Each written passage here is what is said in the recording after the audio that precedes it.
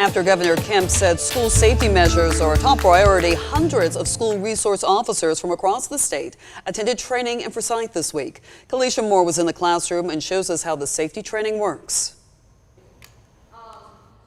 Annually, school resource officers from across the state come to the Georgia Public Safety Training Center for courses. We've got sheriff's offices, police departments, and of course school police departments. Danielle Rosa runs the class, teaching law enforcement about things that could happen on school campuses. But we also look at the behavioral piece in a school setting. So we encourage our SROs to work with their counselors, their principals, any mental health specialists that are in the schools to make sure that we actually track these kids to see what they're dealing with, what's going on.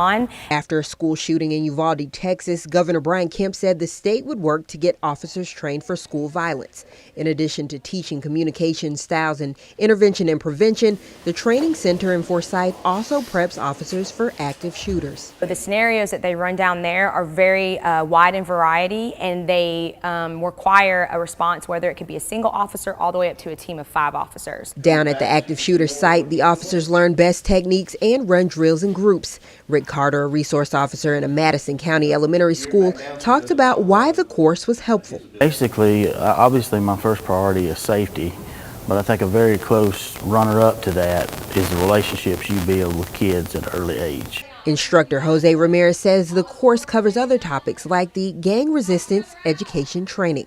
It's a program about life skills, not necessarily about just emphasizing on gangs, but making the proper decisions in life that will prevent somebody from joining a gang or participating in gang activity. Rosa says the course has even grown this year. Because of the events of Uvalde, we were able to make sure we made more room for students, both SROs and local law enforcement personnel who wanted to take those classes. In Forsyth, Kalisha Moore, 13 WMAZ News.